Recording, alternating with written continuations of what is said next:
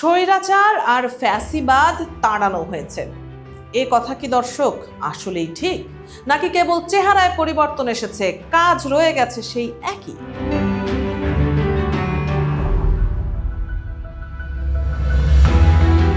ক্ষমতার মসনদ যখন অসীম শক্তির উৎস হয়ে দাঁড়ায়, তখন গণতন্ত্রের ছদ্মবেশে কিভাবে জন্ম নেয় স্বৈরাচার? আজ আমরা সেই গভীর রহস্যের ওপর থেকে পর্দা সরাতে যাচ্ছি। বাংলাদেশের রাজনীতির প্রেক্ষাপটে ত্রয়োদশ জাতীয় সংসদ এখন এক সন্ধিক্ষণে দাঁড়িয়ে আছে। যেখানে সংস্কারের প্রতিশ্রুতি ছিল আকাশচুম্বী, সেখানে এখন দেখা যাচ্ছে এক নতুন ধরনের রাজনৈতিক হিসাব নিকাশ। রাজনৈতিক বিশ্লেষকরা সামনে আনছেন এক ভয়াবহ সত্যের প্রতিচ্ছবি। তারা বলছেন, কর্তৃত্ববাদী আইনতন্ত্রই হতে পারে আগামী দিনের ফ্যাসিবাদের প্রধান হাতিয়ার। গণতান্ত্রিকভাবে নির্বাচিত হয়েও আইনি প্রক্রিয়ার ফাঁক ফোকরে ক্ষমতা কুক্ষিগত করার এক খেলা শুরু হয়েছে। অতীতে আমরা আওয়ামী লীগের মেয়াদকে ফ্যাসিবাদী এবং এরশাদ আমলকে স্বৈরাচারী হিসেবে দেখেছি। এই দুই সরকারই গণ অভ্যুত্থানের মুখে বিদায় নিলেও তাদের রেখে যাওয়া কাঠামো কি এখনো রয়ে গেছে? বিএনপি সরকার আজ এক বিশাল ঝুঁকির মুখে দাঁড়িয়ে আছে, যা তাদের রাজনীতির মোড় ঘুরিয়ে দিতে পারে।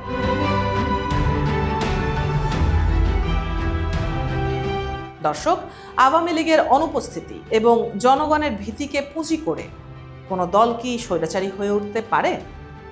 বিশেষজ্ঞরা বলছেন, সংস্কারের অঙ্গীকারের মধ্যে যখন বিশাল ফাঁক থাকে, তখনই স্বৈরতন্ত্রের বীজ বপন করা হয়। বিএনপি যদি সংস্কারের দায় থেকে বের হয়ে যাওয়ার পথ খোঁজে, তবে তা হবে রাষ্ট্রের জন্য এক অপূরণীয় ক্ষতি। সংসদের ভেতরে এখন নেই কোনো শক্তিশালী প্রতিপক্ষ যারা সরকারকে জবাবদিহির আওতায় আনবে। সুপ্রিম কোর্ট বা উচ্চ আদালতেও কার্যকর কোনো ব্যবস্থা এখনও দৃশ্যমান হয়ে ওঠেনি। 2/3 বিশাল সংখ্যাগরিষ্ঠতা আজ সংসদকে করে তুলেছে একতরফা সিদ্ধান্তের কেন্দ্রবিন্দু। সংখ্যালঘুর তকমা নিয়ে বিরোধী দলগুলো এখন দর কষাকষিতে বেকায়দায় পড়ে আছে। ফলে প্রশ্নটা আরও চওড়া হচ্ছে, ক্ষমতার বিকেন্দ্রীকরণের যে স্বপ্ন 24-এর বিপ্লব দেখিয়েছিল, তা কি তবে অধরাই থেকে যাবে? বিদ্যমান সংবিধানের সীমাবদ্ধতা ব্যবহার করেই শাসক দল চাইলে যে কোনো মৌলিক পরিবর্তন আটকে দিতে পারে।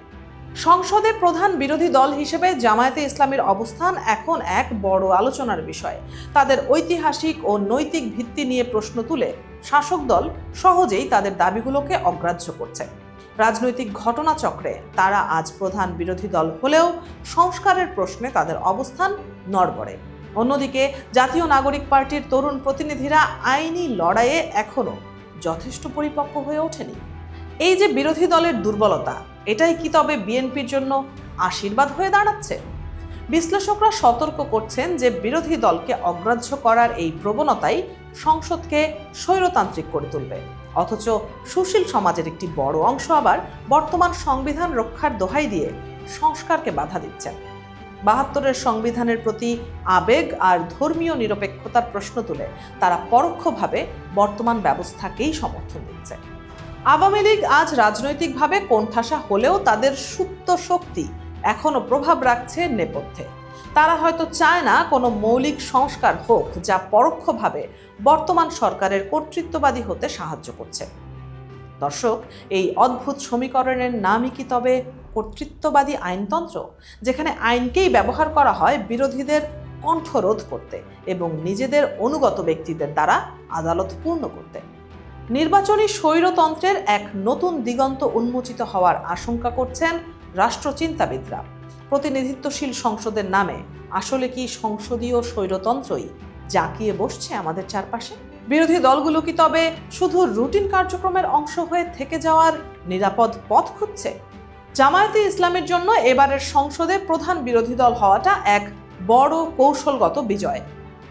তারা হয়তো রাজপথের চেয়ে সংসদের ভেতরে থেকেই নিজেদের সাংগঠনিক শক্তি বাড়ানোর দিকে নজর দিচ্ছে। একইভাবে এনসিপি বা অন্যান্য ছোট দলগুলো হয়তো বড় কোনো আন্দোলনের চেয়ে ব্যক্তিক উন্নয়নকেই প্রাধান্য দিচ্ছে। ফলশ্রুতিতে সংস্কারের যে রঙিন বেলুন ওড়ানো হয়েছিল, তা হয়তো এখন কেবলই এক ফাঁকা আওয়াজ। দর্শক, উন্নয়ন হয়তো হবে, ঝকঝকে রাস্তাঘাট হয়তো তৈরি হবে, কিন্তু গণতন্ত্রের প্রাণ কি বেঁচে থাকবে?